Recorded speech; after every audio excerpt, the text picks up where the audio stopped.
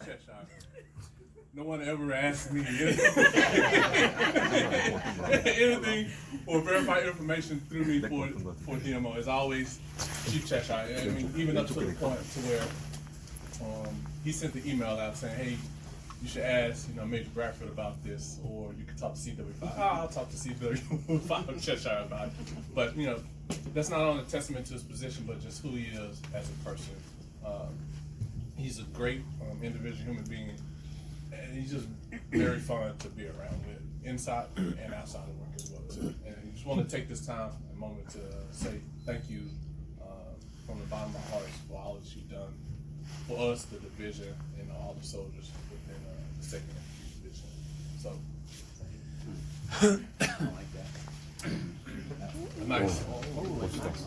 That's it. And stand. So it says CW5 Cheshire, January 2019 to January 2020. The officers, warrant officers, non-commissioned officers, Catusas of the 2nd Infantry Division combined, thank you for the leadership, mentorship, and expert guidance provided while assigned as a division maintenance technician. You never end the commitment, inspire us all to never forget fight tonight.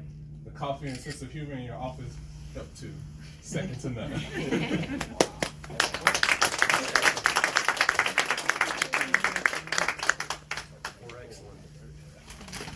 Presented for excellence. No speech yet. No speech yet. For So, excellence. Major Hopkins wishes he could be here. He saw your kindness in his office, so Sure. wanted to make sure you had this. And from the C4 section, we just wrote personalized notes on the back. Sweet. Just wanted to make sure you're at home with something else. Turn it over, Ed. Thank you.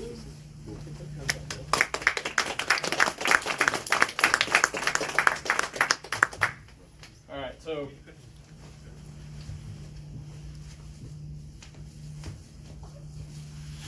the only reason why Chief got this is because Chief was when we went down to get our legendary party shirts before the Sustainment Brigade ball. He was like, "You're gonna get me that, right?" So it's pretty easy. You can't read it yet. Don't read it. Don't read it. Can't see without my glasses anyway. No, it's to echo kind of what Major Bradford was saying. I mean, you hear a lot of times like you don't have to be liked to be a great leader, but it's pretty cool when you're liked and you're a great leader. And this is what Chief is. I came in at a time of what I thought was kind of chaotic period in the division as I transitioned in as the 4, and he was the first one to kind of take me under his wing and make sure that I knew what he was doing, but also to see kind of what I wanted. And I don't think I really gave you any guidance of, other than just, hey, I trust you, and just take care of it and let me know where you need help. And that's pretty much is going to be the same thing as we bring on another great tech. The division, this division's main focus, if you haven't noticed, is typically readiness, right? Just like every other one in the Army. But in 2ID, it definitely focuses straight on maintenance. And every day the CG is getting a report from either him or Bradford, although I would echo Bradford and say that the CG, I don't think, has ever asked him a question. He's always asking him. I think he might have responded and said thanks to one of your emails. One time. I feel good about that. I felt anyway. acknowledged one time. But I mean, the value of the technical expertise of a great warrant officer is really immense when you're playing in that type of a critical role.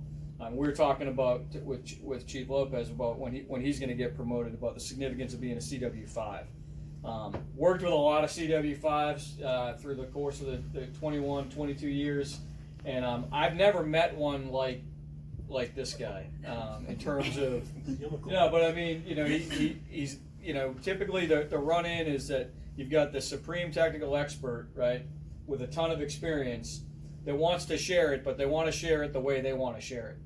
And he's able to relate, doesn't matter what rank you are when you walked into his office, whether it was a sergeant, a specialist, ROC, US, doesn't matter. He's going to talk consistently to our civilian partners as well. He talks consistently to everybody, and he'll always reach out for the help. So I've enjoyed working with you. I know that I love living in Korea, and I love serving in Korea. but if there's one person that I know that loves it more, it's this guy. So we kind of have to drag him to put him on the plane. But I know in about 2 years he intends to be back, either at 8th Army or with a ponytail when he finally decides to retire. He's gonna have a big white mustache, or it's gonna look like an older version of Mac with better hair. But with that said, I want to present this, and since I was the one that went down and ordered it at the direction of Chief, I got to write it too. So it says presented to CW5 Dave Cheshier. Big Wave Dave, aka the Silver Surfer, Division Maintenance, Senior Maintenance Tech. Thanks for your hard work, dedication, and teamwork as you led all efforts in building maintenance readiness for the 2nd ID ROC U.S. Combined Division. While all of that was vitally important, we really thank you for not being a crusty CW5 and actually being the type of leader that we all wanted to be around. You're an exceptional friend, teammate, and professional who we all wish to serve with again in the future. You did a damn good job for a welder. Thanks for everything from all the members of the 2ID ROC C4 section.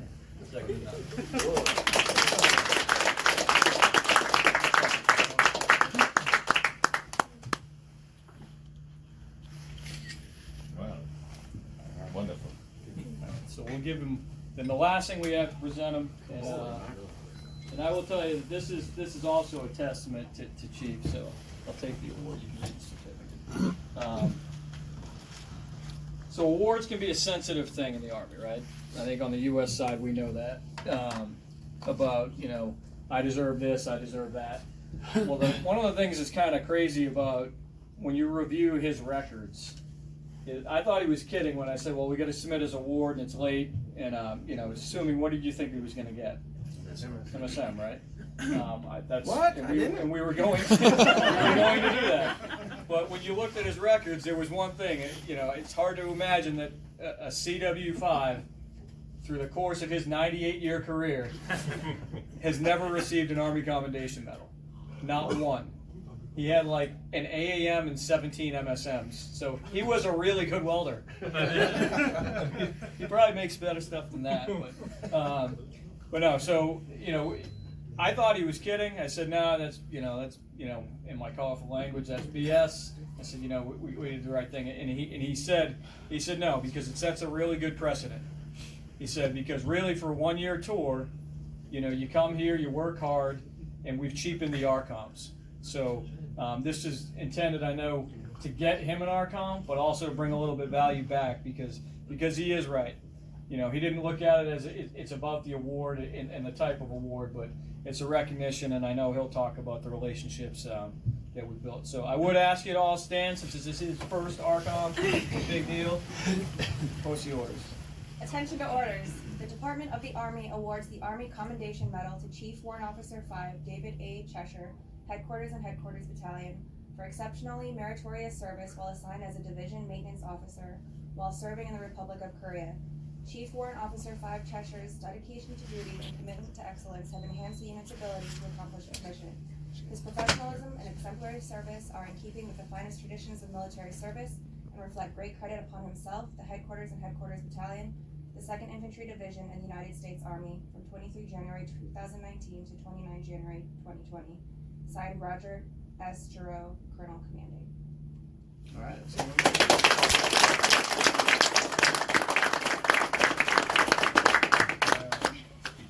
That's awesome. Wow. I'm gonna just ask you to bear with me for about 5 minutes, because I thought I had rehearsed a few things, but it just kind of all went out the window. But first I want to thank, if I get Major Bradford and Chief McMillan. Where's my other DMO? Come here, O. I know you're filming. Just come up and stand behind me. Mr. Kim, Sergeant Ayers. Probably sit at his desk. There he is. Just, well, I'm trying to remember everybody I want to thank. Yeah, I'll get to you especially. So, I got it. We've done a lot of great things this past year, but I want these guys to stand up here with me because it's all wet out there. I can't do anything but myself. Anyway, I'll make this real short. thank all you guys, especially Mr. Kim, Miss Wong. Where's Mr. Kim? I mean, Mr. Carmen. Where's Mr. Kim? He left. Son of a bitch. Tell him I said thanks. I just want to thank you guys. I want to thank all the Katusas and the rock officers, especially. I want to thank all of you first because for allowing me to come and help out, do what we do. Chief Cook, especially, we would not have done. Most of my voice is off. We couldn't have done half as much as what we accomplished here without Chief Cook. He's in the sustainment brigade, but I think most of you recognize. I think he was in division for probably 10 out of the 12 months that I've been here, and most of that was in my office, of course. Gosh, I don't even want to.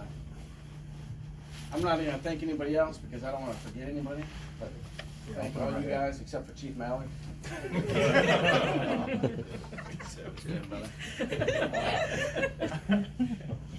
don't know if I want to go into talking about Colonel Donahue. Captain Hemming, exceptional, right? You're going to do great, wonderful things. Major Thompson, when you came in, everybody said, good luck replacing Ricky Bobby. Nobody going to replace that guy. And you hit the ground like, everybody's like, holy shit, I think she's better than that dude. So, I just want to say, great job. Major Gonzalez, same thing, doing great things. Just, I appreciate you guys being here late, stupid conversations that we had. It's one thing to have a team of folks that will work hard and are all about themselves, but to have, you know, for a long time, it's one person's here. You see that whole row of offices with the doors open, 19, 2000, 2100, and everybody's here. And take 5 minutes to go tell some jokes and kind of refresh yourself and then get back to work. So I really appreciate the team that was here. Just talking about this ARCOM a little bit, when I look at Sergeant Major, thank you before I forget. Right, so you're the mentorship you give to the NCOs and actually all of the sergeant majors. It's hard not to, I guess I just don't want to leave anybody out. But when Sergeant Major Torres was here, that group of sergeant majors, I love Torres, but the sergeant majors really helped him out. He helped carry me through this whole thing. I'll even go so far as to thank Sergeant Grissom while I'm standing here.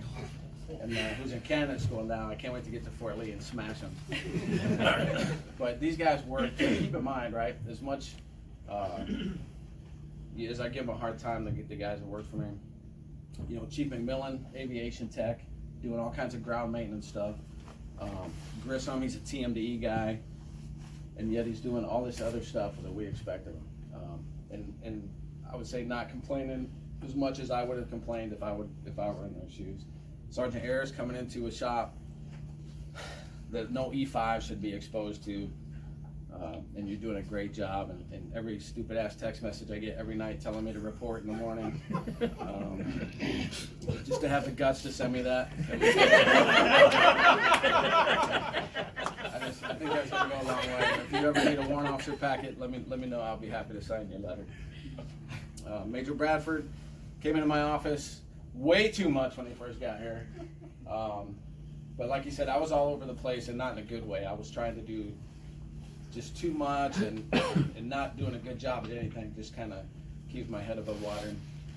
He stopped everything, put a focus, got everything organized to the point where actually threw him out of my office one day, pushed him out and slammed the door because he was just in there fixing the shit that I should have fixed a long time ago, and he was making me mad. So, but after that, you just helped the shop flow, and I just can't thank you enough. So shut up. Mr. Carmen, I won't even go into detail about all the hard work that you've done, all the driving, and the conversations, and just everything. I appreciate it so much. Colonel, I almost said. I said Colonel Baker.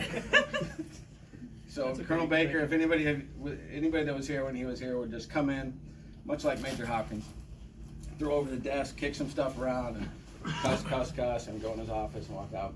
But he was a great experience. So Colonel Donahue comes in, you don't know what to expect. and just very level-headed, probably the smartest guy